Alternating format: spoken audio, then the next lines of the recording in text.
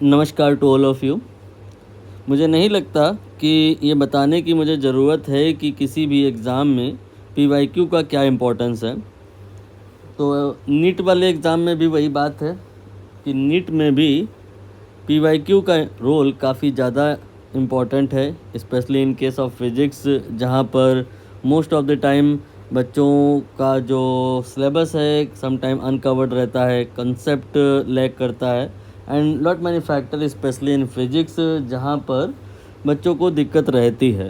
तो ये जो सारे पाप हैं, इनको धुलने का एक ही तरीका होता है कि आप पीवाईक्यू जो है वो बेहतर से बेहतर तरीके से करें, सो दैट कहीं कोई लैगिंग अगर हो रही है तो वो कवर हो जाए। तो उसी क्रम में ये डिस्कशन स्टार्ट किया जा रहा है। पीवाईक्यू का डिस्कशन है, नीट का पीवाईक्यू का डिस्कशन है, चैप्टर वाइज डिस्कशन होगा, टॉपिक वाइज डिस्कशन होगा और बहुत ज़्यादा डिटेल्ड एक्सप्लेनेशन रहेगा। मेरा जो कंसर्न होगा वो ये होगा कि आपका जो थ्योरी है, आपका जो कंसेप्ट है, वो यहाँ से बूस्ट हो जाए। तो अभी तो बिल्कुल बिगिनिंग से कहानी स्टार्ट की जा रही है। एनसीईआरटी के हिसाब से कहानी चलेगी तो जो पहला चैप्टर होगा that will be unit and measurement. अब ये चैप्टर यूनिट एंड मेज़रमेंट है तो बहुत बड़ा, लेकिन जो क्वेश्चन आते हैं इसमें सिलेक्टेड एरियाज से पूछे जा रहे हैं या पूछे जाते हैं। तो फिर हमें डायग्नोसिस करनी होगी कि वो कौन कौन से इम्पोर्टेंट टॉपिक हैं जहाँ से चीज़ें पूछी जा रही हैं। इसीलिए ये एनालिसिस आपकी स्क्रीन पर है, जिसे आप अगर ऑब्ज़र्व करें तो पाएंगे क्या कि सर जी टोटल वही कोई 58 क्वेश्चन आए हैं अभी तक, जिसमें से 43 क्वेश्चन जो हैं वो यूनिट एंड डायमेंशन पार्ट से हैं। देखिए किया क्या है मैंने कि चैप्टर है आपका ये यूनिट एंड मेज़रमेंट। इस चैप्टर को मैंने अभी टॉपिक में नहीं डिवाइड किया, अभी दो पार्ट में डिवाइड कर दिया है। एक तो यूनिट एंड डायमेंशन और दूसरा एरर एंड मेज़रमेंट। ठीक है, यूनिट एंड डायमेंशन वाले पार्ट से ही आप देख पा रहे हो कि ज़्यादातर क्वेश्चन आ जा रहे हैं। 43 question out of 58 are from unit and dimension. तो एरर एंड मेज़रमेंट करेंगे, लेकिन हम उतना समय नहीं देंगे यहाँ पर जितना यहाँ पर देंगे। एंड देन आफ्टर अगर हम इसमें भी बात करें यूनिट एंड डायमेंशन वाले सेगमेंट पर, तो सबसे ज़्यादा क्वेश्चन देखिए यहाँ पर आए हैं दैट आर फ्रॉम डी, मतलब ये dimension of derived quantity. Derived quantity बहुत सारी होती हैं, फोर्स है, वेलोसिटी है, मोमेंटम है, इम्पल्स है, अभी बहुत कुछ आने वाला है। इन सब का डायमेंशन निकालना हमारे को तो पहले यही आना चाहिए। और अच्छी बात है कि इसके आगे के पार्ट से क्वेश्चन देखिए आप कम कम आ रहे हैं। एक क्वेश्चन, 3 क्वेश्चन, ये 7 क्वेश्चन। प्रिंसिपल ऑफ होमोजेनिटी से 5 question. Major part is from, I think आप समझ गए होंगे, वो यहाँ से है, डायमेंशन ऑफ डेराइव्ड क्वांटिटी। बाकी क्वेश्चन आए तो छोटे मोटे और भी कहीं कहीं से हैं। वर्नियर कैलिपर्स स्क्रू गेज का बहुत हल्ला रहता है, आप देख पा रहे हो टोटल 4 क्वेश्चन हैं और उसमें भी ये 4 क्वेश्चन, 4 के चारों ही नहीं, 3 क्वेश्चन स्क्रू गेज से हैं और 1 क्वेश्चन वर्नियर कैलिपर से है। तो इतना ज़्यादा समय वहाँ देना अभी ठीक नहीं होगा। अगर आपको नहीं आता है तो आप ना पढ़ें उसको, अभी तब पढ़ें जब सब कुछ आ जाए। जैसे ये चैप्टर अगर आपको नहीं आता है और आप इसको पढ़ रहे हैं तो फिर आप गलत दिशा में जा रहे हैं, आप की प्रिपरेशन जो है ठीक दिशा में नहीं जा रही है।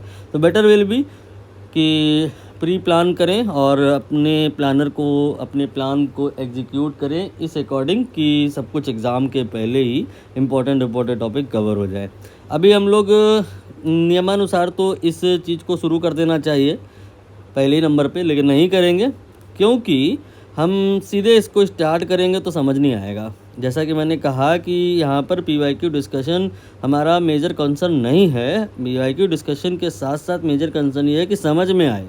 ऐसे डिस्कशन का कोई लाभ नहीं है जो आपको अल्टीमेटली ऐसा लगे कि समझ में सब आ गया है, खुद से कुछ ना हो पाए। तो बेटर विल बी कि आप थोड़े सीक्वेंस को भी फॉलो करें कि पहले डेराइव्ड क्वांटिटी की जो यूनिट्स हैं फाइंड आउट करें, फिर इसके बाद में डेराइव्ड क्वांटिटीज़ की डायमेंशन को फाइंड आउट करें, और फिर जो नहीं कर पाए डायमेंशन जिन क्वांटिटीज़ का अगर आप, तो प्रिंसिपल ऑफ होमोजेनिटी हेल्प करेगा आपको, उसका हेल्प लें और उससे 5 क्वेश्चन हैं उनको डिस्कस करें। आज के सेशन में ज़्यादा लेंदी नहीं रखूँगा मैं कोई भी सेशन, जितना हो पाएगा आधे पौना घंटा में क्वेश्चन उतना ही करेंगे, remaining will be in the next session. तो let us begin with the session. ये पहला क्वेश्चन है जिसमें डेराइव्ड क्वांटिटीज़ की यूनिट हम लोग फाइंड आउट करेंगे। आई होप प्रॉपर जूमिंग हो गई होगी, क्वेश्चन पढ़ने में आ रहा होगा। आप चाहें तो स्वयं से कर सकते हैं और आपको ऐसा चाहना भी चाहिए इन ऑल केसेस, चाहे आपको चीज़ें आती हो या नहीं आती हो, लेकिन अटेम्प्ट करना आता हो तो फिर धीरे धीरे आपको चीज़ें आने भी लगेंगी।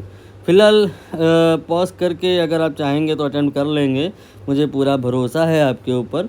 बिल्कुल ही डिब्बा गुल है, इन दैट केस फिर आप रहने दीजिए, मैं फिर आपको एक्सप्लेन करता हूँ, क्वेश्चन रीड कर देता हूँ। कि कह रहे हैं कि सर जी ये है आपका डैम्पिंग फोर्स, डैम्पिंग वैम्पिंग छोड़िए, ये है फोर्स। एंड इसके बाद में ये है आपका डायरेक्टली प्रोपोर्शनल किसके, वेलोसिटी के।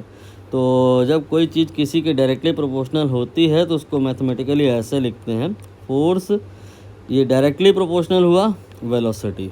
एंड इसके बाद में नियम होता है कि डायरेक्टली प्रोपोर्शनल वाला जो साइन है हटता है, इक्वल टू का जब वहाँ पर साइन आता है तो एक कांस्टेंट ऑफ प्रोपोर्शनलिटी लगाई जाती है। ABCD कुछ भी ले लो, किताबों में B ले रखा है गया है तो मैंने भी B ही लिया है। अब ये जो B है हमें यहाँ पर उसी का डायमेंशन निकालना है, नहीं यूनिट निकालना है, unit of constant of proportionality. तो कोई नहीं, वर्किंग प्रोसीजर क्या है, अभी जितने आने वाले क्वेश्चन है सब में यही रहेगा कि हमें एक फार्मूला कहीं ना कहीं से समझना है जो एक क्वेश्चन में यूज़ होना है, उसको लिखने के बाद में सारी क्वांटिटीज़ की यूनिट रख देनी है। एक कोई क्वांटिटी होगी जिसकी यूनिट नहीं पता होगी वो वहाँ से निकल आएगी। मैं अगेन फिर से रिपीट कर दूं, एक फार्मूला आपको क्वेश्चन में जो यूज़ होना है फाइंड आउट करना है, या तो सीधे सीधे वो फार्मूला दिया रहेगा या इनडायरेक्टली दिया रहेगा। एनी हाउ फार्मूला जैसे ही आपको पता चल जाएगा इस क्वेश्चन में जो यूज़ होने वाला है उसमें कोई एक क्वांटिटी का आपको यूनिट नहीं पता रहेगा, बाकी सबका पता रहेगा, रख देंगे आंसर आ जाएगा। फ़िलहाल यहाँ पर अगर हम बात करें इस फार्मूले में तो ये है आपका फोर्स, ठीक। इसकी यूनिट आपको पता है, न्यूटन हो गया। इसके बाद में B, इसके बाद में ये है V, ये है वेलोसिटी, इसे आप मीटर पर सेकंड लिख सकते हैं। यहाँ से जो अगर आप B का वैल्यू निकालें तो आंसर आएगा newton into second divided by metre. Answer सही है ये, लेकिन किसी भी ऑप्शन में आप देख रहे हैं कि अवेलेबल नहीं है। इसका मतलब कहीं ना कहीं हमें अभी और चीज़ों को ब्रेक करना होगा।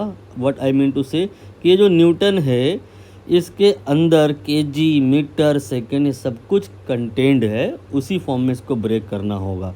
जो आपका ये फोर्स होता है ये m इंटू ए के बराबर होता है।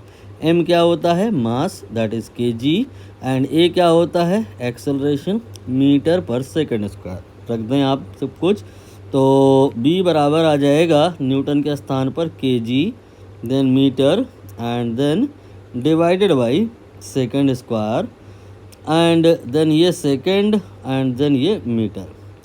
आप अब इसको सिंप्लीफाई जो करें तो रिज़ल्ट में आपको आंसर दिखेगा। मीटर कैंसिल हो जाएगा एक, और एक सेकंड अभी भी बचेगा, तो दैट विल बी kg/सेकेंड। ठीक है, ये हो गया थोड़ा जेंटलमैन तरीका। आप अच्छी प्रैक्टिस अगर कर चुके हैं तो एक क्वेश्चन को करने का दूसरा तरीका भी अडॉप्ट कर सकते हैं, कि जैसे कि यहाँ पर जब आप बोले कि F बराबर BV है, तो जो आपका F है वो होता है डेल्टा P/डेल्टा T, या dP/dt, या P/T, क्योंकि हम लोग यूनिट एंड डायमेंशन की एनालिसिस कर रहे हैं तो उस क्रम में डेल्टा या D ये सब कट कर दिए जाते हैं, इग्नोर कर दिए जाते हैं, इनकी कोई यूनिट या डायमेंशन नहीं होती है। तो फोर्स की जगह आपने रख दिया क्या, P/T बराबर हो गया B into V। Now P ये है मोमेंटम, जो कि बच्चा जानता है कि मास इंटू वेलोसिटी होता है। देन T से डिवाइड किया। नाउ नोटिस कीजिए कि दोनों ही तरफ से V कैंसिल हो जाएगा और एक एम्पायरिकल रिलेशन डेवलप हो जाएगा for the B, that will be m/t। ठीक, अब आप क्या देख लो, m की जगह kg और t की जगह सेकंड, तो kg पर सेकेंड ही आंसर आएगा, चाहे किस भी हिसाब से आप चल लो। अगला प्रश्न अब आपकी स्क्रीन पे ये रहा। इसमें आपने बताना है कि बताओ यूनिट क्या होगी थर्मल कंडक्टिविटी की। तो कोई ऐसा फार्मूला ढूंढो जिसमें थर्मल कंडक्टिविटी आता हो। बहुत सारे हो सकते हैं, लेकिन जो बेस्ट फिट होगा यहाँ, दैट विल बी व्हाट, ये है heat, it is a kind of energy. जैसे मैं बता रहा हूँ ऐसे ही आपने सीखना होगा। उसका रीज़न है कि ये इंटेंसिटी को भी रिप्रेजेंट करता है, इंटेंसिटी भी पूछा जाता है, और आपने इंटेंसिटी का सिग्निफिकेंस या यू कैन से फॉर्मूला निकालना आना चाहिए। किसी भी प्रकार की एनर्जी हो, चाहे हीट हो, चाहे लाइट हो, चाहे साउंड हो, मोटे मोटे तौर पे वो एनर्जी लिख लो। हीट के केस में H लिख लेंगे, साउंड के केस में E या U लिख सकते हैं। एंड उसमें अगर एरिया और टाइम दोनों से डिवाइड कर दें तो ये इंटेंसिटी निकल आता है। और ये जो इंटेंसिटी है ये आपका सिग्मा, ये है थर्मल कंडक्टिविटी, एंड देन इसके बाद में delta T upon delta X के बराबर होता है। कुछ कम समझ आया होगा, क्यों? क्योंकि थर्मल कंडक्शन आप लोग बहुत कम समय में फिनिश कर दिया करते हैं। मैं इसलिए इसको और एक्सप्लेन कर देता हूँ। ये एक रॉड है, इसका जो लेफ्ट एंड है वो 100 डिग्री सेल्सियस पर है और मेंटेन्ड है, और राइट एंड 0 डिग्री सेल्सियस पर है और मेंटेन्ड है। तो यहाँ पर टेम्परेचर T1 है, यहाँ पे टेम्परेचर T2 है। T1 में T2 को घटा दो तो ये डेल्टा T आ जाएगा। प्लस माइनस का कहीं कोई इशू मत क्रिएट करिएगा। रीज़न बीइंग्स मैं सब कुछ यहाँ जो लिख रहा हूँ एज्यूम दैट कि इन मैग्नीट्यूड। तो ये डेल्टा T समझ आ गया आपको क्या है। डेल्टा X क्या है, यहाँ पे X बराबर मान लो आपका 2 मीटर है, X बराबर 0 यहाँ कहीं मान लो लेफ्ट में, और यहाँ पे X बराबर मान लो 5 मीटर है। तो 0 और 5 के बीच में जो अंतर आएगा that will be delta X। यहाँ पर डेल्टा X 3 मीटर हो जाएगा।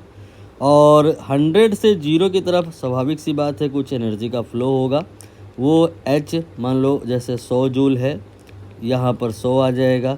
और जिस वायर या जिस रॉड के थ्रू ये हीट जा रही है उसको साइड से देखोगे तो एक सर्कल दिखाई देगा, उसका एरिया कुछ ना कुछ तो होगा, जैसे मान लो 2 mm स्क्वायर या 2 मीटर स्क्वायर। और ये 100 जूल की एनर्जी कितनी देर में चली जाएगी, कुछ भी रैंडम टाइम ले लो, 2 सेकेंड में 100 जूल की एनर्जी आपकी left end of the rod से राइट एंड को आ गई। तो ये आपका हो गया T का वैल्यू, ये हो गया A का वैल्यू। ये सारी चीज़ें अगर आपको समझ में आ गई हैं तो यूनिट निकालने में क्या रखा है, बस यूनिट रखते जाओ, आंसर आता जाएगा। यहाँ क्या रखना है, जूल, यहाँ क्या रखना है, मीटर स्क्वायर, यहाँ क्या रखना है, second, sigma we have to find out, and यहाँ क्या है, टेम्परेचर का डिफरेंस। मैंने कहा डेल्टा और D ये सब इग्नोर करके चलना है। ये क्या है, काइंड ऑफ मीटर। नाउ अब इसे सरल कीजिए। तो जूल पर सेकंड जो है सर, ये आपको पता होगा, ये होता है पावर। जूल पर सेकंड ये होता है पावर, और पावर को आप W से यानी कि वॉट से रिप्रेजेंट कर सकते हैं। तो ये हो गया W, और 1 मीटर कैंसिल हो जाएगा और ये आ जाएगा केल्विन। मुझे लग रहा आंसर आ गया, W upon metre and kelvin. Inverse करके चल लो, M माइनस K माइनस, ठीक है। हाँ, अब क्वेश्चन आपका है, हाँ इसमें जो सीक्वेंस नंबर पड़े हैं ना क्वेश्चन के, उसको लेके आप टेंशन ना लेना। ये जो नंबर क्वेश्चन का यहाँ पे मेंशन है वो मेरे रेफरेंस के लिए है, आपका उससे कोई लेना देना नहीं है। आप जो नोट कर रहे हो अपने हिसाब से नंबर डाल लेना। अभी इन्होंने पूछा है E0 एप्सिलॉन नॉट, जो भी आप इसे बोलते हो, उसकी यूनिट। अभी हम लोग यूनिट की बात कर रहे हैं, डायमेंशन की कोई बात नहीं कर रहे हैं। अभी ये आखिरी क्वेश्चन है यूनिट वाला। अब इसके बाद में जितने भी क्वेश्चन रहेंगे सब डायमेंशन निकालने के ऊपर रहेंगे। उसमें भी वर्किंग प्रोसीजर वही होगा। क्या होगा, हमें बस पता लगाना होगा कौन सा फार्मूला यहाँ पे फिट हो रहा है, सूट कर रहा है, और उस फार्मूले में सारी क्वांटिटीज़ का डायमेंशन हमको पता रहेगा, सिर्फ एक को छोड़ दे दो। तो बस जिसका पता रख दोगे तो जिसका नहीं पता निकल आएगा। अभी फ़िलहाल इसी क्वेश्चन की बात कर लो। इसी क्वेश्चन में क्या बोले, कि E0 का यूनिट बताओ। तो कोई फार्मूला हमको पता होना चाहिए। सबसे पहली दफ़ा जो E0 आता है, आप जब पढ़ाई करते हो तो 12वीं क्लास में पहले ही चैप्टर में आ जाता है कूलम्ब्स लॉ में। ये उसी का फार्मूला लिखा जा रहा है, ये तो पता ही होगा। इससे ज़्यादा टफ तो ऊपर डिस्कस हो गया। F = 1/4 pi epsilon naught Q1 Q2 by R square. This is the force of interaction between 2 point charges separated at distance r। इसकी को कूलम्बिक फोर्स भी कहा जाता है। अब इसमें क्या, सबकी यूनिट रखते जाओ। जैसे कि F ये होता है न्यूटन, जैसे कि 4 पाई ये होता है कुछ नहीं। 4 pi is a pure number and pure number does not have any dimension, या यू कैन से रफली नो यूनिट। तो E0 तो रहेगा ना, निकालना है इसकी डायमेंशन। Q1 Q2 ये होता है कूलम, एंड कूलम चार्ज का ऐसा यूनिट कूलम होता है, और R ये है मीटर। ठीक, बस आ गया, वैल्यू पुट कर दो। अब आपने यहाँ पे E0 निकालना है, तो E0 कितना आ जाएगा, ये E0 आपने इधर ले आना है लेफ्ट में। तो ये जो न्यूटन है ये यहाँ से उठ के इधर आ जाएगा, तो ये आ जाएगा cc यानी कूलम स्क्वायर 2 बार हो जाएगा, और इसके बाद में न्यूटन हो गया, मीटर स्क्वायर हो गया। अब देखो आंसर किधर है, c का स्क्वायर यानी कि कूलम का स्क्वायर, और फिर डिवाइड में न्यूटन मीटर स्क्वायर। तो ये आपका इधर बन रहा है coulomb square newton metre square.